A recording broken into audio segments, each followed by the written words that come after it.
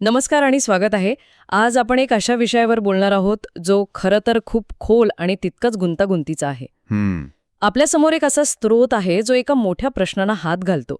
प्रभू येशूच्या रक्ताने सृष्टीचं पापक्षालन होतं तरी कसं? हो, आणि मला वाटतं हे सुरुवातीला स्पष्ट करणं खूप गरजेचं आहे की आपण इथे एका विशिष्ट धर्मशास्त्रीय दृष्टिकोनाबद्दल बोलतोय. अगदी. यातील सर्व विचार त्या एका स्रोतामध्ये मांडलेले आहेत.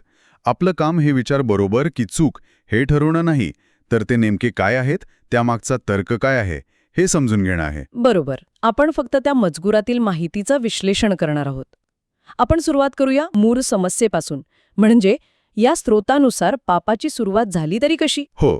त्यानंतर आपण एका मोठ्या विरोधाभासावर बोलू, जो ऐकून कदाचित अनेकांना धक्का बसेल. मग पापक्षालनाची प्रक्रिया कशी काम करते ते पाहू आणि शेवटी या सगळ्याचा शेवट कसा होतो यावर चर्चा करू. चला तर मग. चला सुरुवात करूया मूळ समस्येपासून. या स्रोतानुसार सगळा गोंधळ सुरू झाला तो सैतानाने पसरवलेल्या एका खोट्या गोष्टीमुळे, ज्यामुळे निर्मितीच्या मनात देवाविषयी शंका निर्माण झाली. यावर थोडा प्रकाश टाकाल का? हो, हा या स्रोताचा मूळ पाया आहे.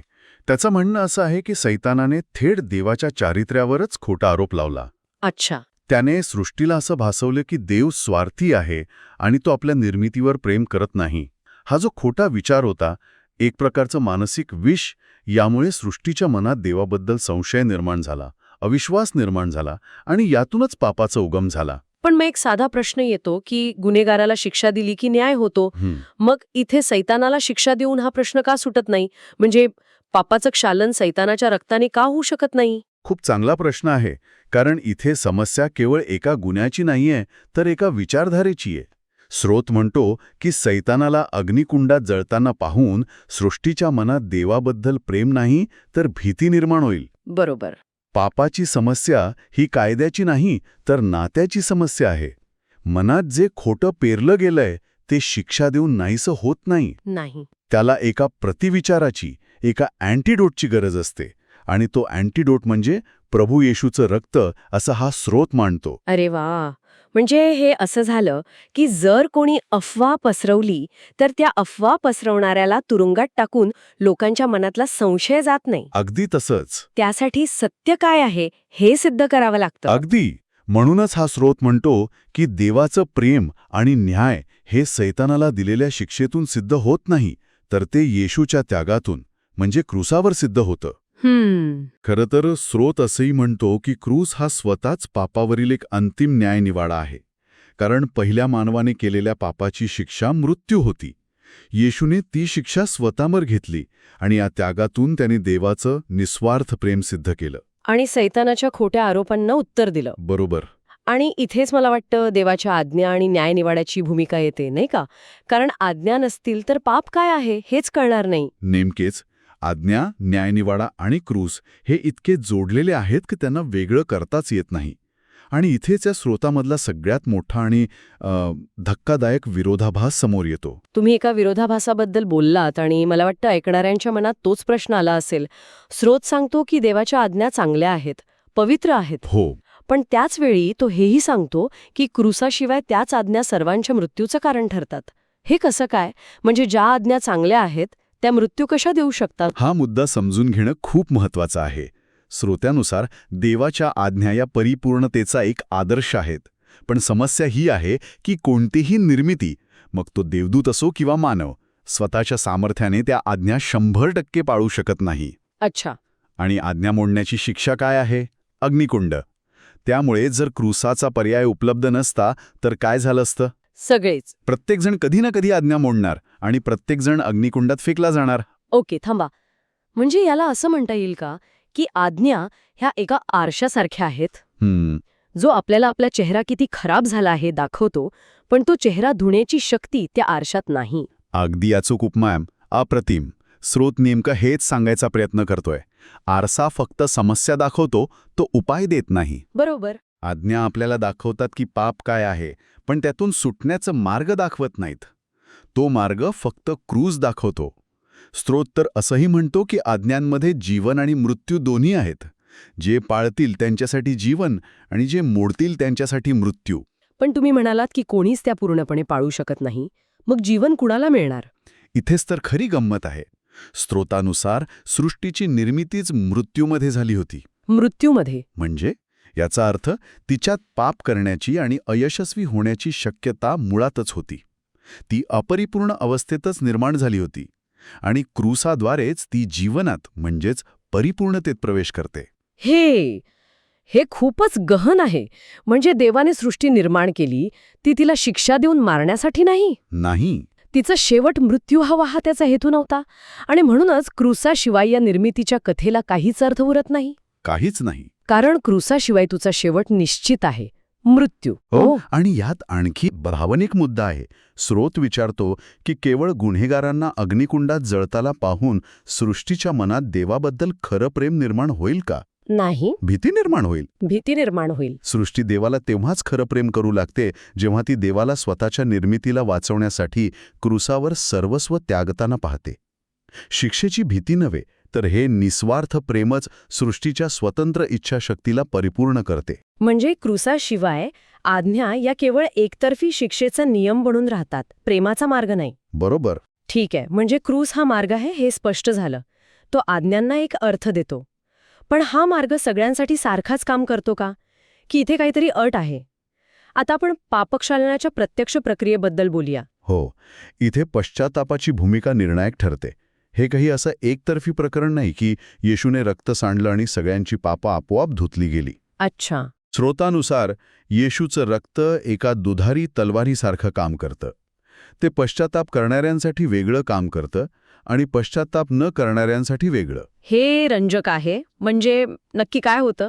जे पश्चाताप करतात त्यांचं काय होतं? जे पश्चाताप करतात त्यांच्यासाठी येशूचं रक्त शुद्धीकरणाचं काम करतं.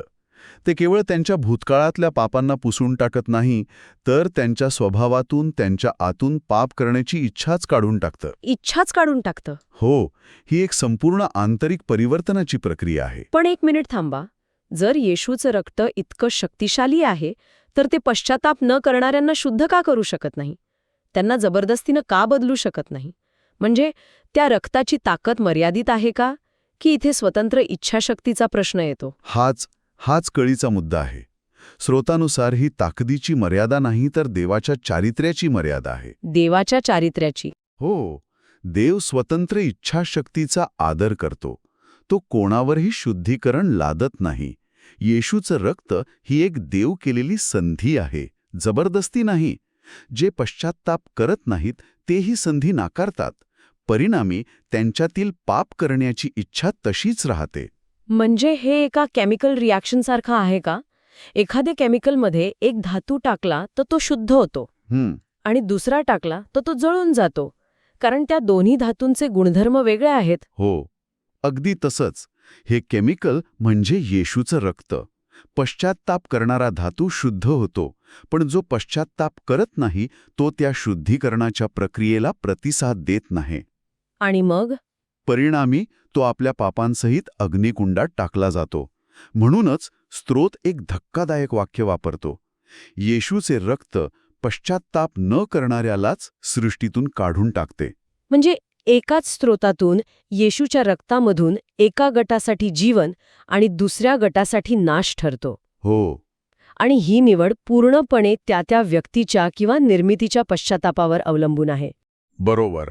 आणि या प्रक्रियेचा अंतिम परिणाम म्हणजे सृष्टीचे संपूर्ण शुद्धीकरण. जेव्हा ही प्रक्रिया पूर्ण होईल तेव्हा सृष्टीमध्ये फक्त तेच उरतील जे देवावर आणि आपल्या शेजाऱ्यावर प्रेम करतात. कारण ज्यांच्यात पाप करण्याची इच्छा होती ते एकतर शुद्ध झाले आहेत किंवा नाहीसे झाले आहेत. अगदी. अशा प्रकारे सृष्टी पापापासून कायमची मुक्त होते. आता आपण याच्या शेवटच्या आणि कदाचित सर्वात तांत्रिक भागाकडे येतो. स्रोतामध्ये पापक्षालनाच्या काही विशिष्ट टप्प्यांबद्दल सांगितलंय. त्यात पहिले पुनरुत्थान, वास्तविक पवित्र स्थान आणि पाताळलोक यांसारख्या काही संकल्पना आहेत. हे ऐकायला थोडं किचकट वाटते. हो, आहे थोडं. चला एक एक करून सोपं करून समजूया ही प्रक्रिया नक्की घडते कशी. हो, स्रोत या प्रक्रियेचे एक सविस्तर वेळापत्रकच देतो. त्याच्या मते पहिल्या पुनरुत्थानानंतर ही वैश्विक शुद्धीकरणाची प्रक्रिया सुरू होते. याचे काही मुख्य टप्पे आहेत. पहिला टप्पा आहे वास्तविक पवित्र स्थानाचे शुद्धीकरण. थांबा, हे वास्तविक पवित्र स्थान म्हणजे नेमकं काय? मंदिर किंवा चर्च सारखं काहीतरी? नाही, ही एक लाक्षणिक भाषा आहे. याला असं समजा की हे देवाचं ऑफिस किंवा हेडक्वार्टर आहे, अच्छा. म्हणजे देवदूतांचं निवासस्थान. कुठलीही मोठी साफसफाई सुरू करण्यापूर्वी आपण आपल्या घरातून, आपल्या मुख्य जागेनं सुरुवात करतो, नाही का? हो, बरोबर. तसंच पापाची ही वैश्विक साफसफाई देवदूतांच्या घरातून सुरू होते. येशूचं रक्त प्रतिकात्मकरित्या तिचं पसरतं आणि तेथील पाप पुसलं जातं. एक मिनिट, म्हणजे देवदूतांनाही या प्रक्रियेची गरज होती? त्यांच्यातही पाप होतं का? पाप होतं असं नाही, पण पापाची शक्यता होती. शक्यता होती. हो, सैतान स्वतः एक देवदूत होता. या शुद्धीकरणामुळं जे नीतिमान देवदूत आहेत, त्यांच्यामधून भविष्यात पाप करण्याची शक्यताच पूर्णपणे नाहीशी होते. त्यांचं स्वातंत्र्य परिपूर्ण होतं. त्यांचं हेडक्वार्टर पूर्णपणे सुरक्षित केलं जातं. ठीक आहे, देवदूतांचं झालं. मग माणसांचं काय? हा पाताळलोक काय प्रकार आहे? देवदूतांचं घर स्वच्छ झाल्यावर दुसरा टप्पा सुरू होतो. तो म्हणजे पाताळ लोकाचे पापक्षालन. स्रोत याला मृत मानवांच्या आत्म्यांचं तात्पुरतं स्थान म्हणतो. म्हणजे हे शुद्धीकरण मृत्यूनंतरही चालू राहतं? हो, येशूचं रक्त तिथेही पोहोचतं. जे मानव पश्चाताप करून मरण पावले आहेत, त्यांच्या आत्म्यातील पाप करण्याची उरलीसुरली शक्यताही पूर्णपणे नाहीशी होते. यामुळे त्यांना अंतिम शिक्षेसाठी म्हणजे अग्निकुंडात टाकलं जात नाही. आणि मग त्या पाताळ लोकाचं काय होतं? ही प्रक्रिया 1000 वर्ष चालते असं स्रोत म्हणतो. आणि त्यानंतर पाताळ लोक स्वतः अग्निकुंडात टाकला जातो. अच्छा. कारण पापाचं शेवटचं चिन्ह म्हणजे मृत्यूशी संबंधित प्रत्येक गोष्ट मिटवायची असते. आणि या सगळ्या गोंधळाच्या मूळ कारणाचं, सैतानाचं काय होतं? या 2 टप्प्यांनंतर स्रोत सांगतो की सैतानाला आणि त्याच्या साथीदारांना अथांग दोहात बंद केलं जातं. ही एक प्रकारची 1000 वर्षांची कैद आहे. आणि या 1000 वर्षांनंतर त्यालाही त्याच्या पापांसहित अग्निकुंडात टाकला जातो. आणि मग येतो शेवटचा दिवस, श्वेत सिंहासनाचा न्यायनिवाडा. हे नाव ऐकूनच थोडं दडपण येतं. इथे नेमकं काय होतं? हा शेवटचा अंक आहे. या अंतिम न्यायनिवाड्यात मृत्यू, पाताळ लोक आणि सर्व पापी म्हणजे ज्यांनी कधीच पश्चाताप केला नाही, ते सर्व अग्निकुंडात फेकले जातात. बापरे. या क्षणी सृष्टीतून पाप आणि पापाची शक्यता पूर्णपणे नाहीशी होते. पापाचं अस्तित्वच संपतं. ही एक प्रकारची वैश्विक फॅक्टरी रिसेट आहे. आणि या सर्वांचा शेवट कसा होतो? अंतिम परिणती काय आहे? स्रोत म्हणतो की या क्षणी सृष्टीची निर्मिती खऱ्या अर्थाने पूर्ण होते. ती एक परिपूर्ण, शुद्ध आणि प्रेमळ सृष्टी बनते. आणि मग पुत्र म्हणजेच येशू ही परिपूर्ण झालेली सृष्टी पित्याला समर्पित करतो. आणि स्रोत म्हणतो पिता सर्वांमध्ये सर्वस्व होतो. म्हणजे देवाचं प्रेमळ राज्य कोणत्याही विरोधाशिवाय, कोणत्याही पापाशिवाय कायमचं स्थापित होतं. बरोबर. तर आज आपण एका धर्मशास्त्रीय मजकुराच्या आधारे पाप, न्याय, प्रेम आणि क्षमा या गुंतागुंतीच्या संकल्पना समजून घेतल्या. सैतानाच्या एका खोट्या विचारापासून सुरू झालेला प्रवास, देवाच्या आज्ञा आणि क्रूस यांच्यातील एका धक्कादायक विरोधाभासातून पुढे जात सृष्टीच्या अंतिम पापक्षालनापर्यंत कसा पोहोचतो हे आपण पाहिलं. या संपूर्ण चर्चेतून एक गोष्ट अतिशय स्पष्टपणे समोर येते.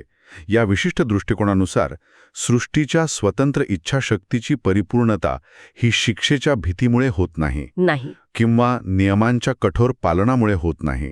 ती होते क्रूसावर प्रकट झालेल्या देवाच्या निस्वार्थ आणि त्यागपूर्ण प्रेमामुळे. जेव्हा सृष्टी पाहते की तिचा निर्माणकर्ता तिच्यासाठी मरायलाही तयार आहे, तेव्हाच ती भीतीने नव्हे तर प्रेमाने त्याला प्रतिसाद द्यायला शिकते. प्रेम हेच अंतिम शुद्धीकरणाचं साधन आहे. हो. आणि जाता जाता ऐकणाऱ्यांसाठी एक विचार. या स्रोतानुसार येशूचे रक्त पश्चाताप न करणाऱ्या व्यक्तीला सृष्टीतून काढून टाकते. म्हणजे क्षमा आणि नाश या दोन्ही गोष्टी एकाच स्रोतातून उगम पावतायत. हा विचार करण्यासारखा मुद्दा आहे. जर असं असेल तर स्वतंत्र इच्छाशक्तीचा खरा अर्थ काय? निवड करण्याचं स्वातंत्र्य, पण त्या निवडीचा परिणाम जर इतका अंतिम आणि टोकाचा असेल, एकतर संपूर्ण शुद्धीकरण किंवा संपूर्ण नाश, तर त्या स्वातंत्र्याचं स्वरूप काय असेल? यावर विचार करायला नक्कीच हरकत नाही.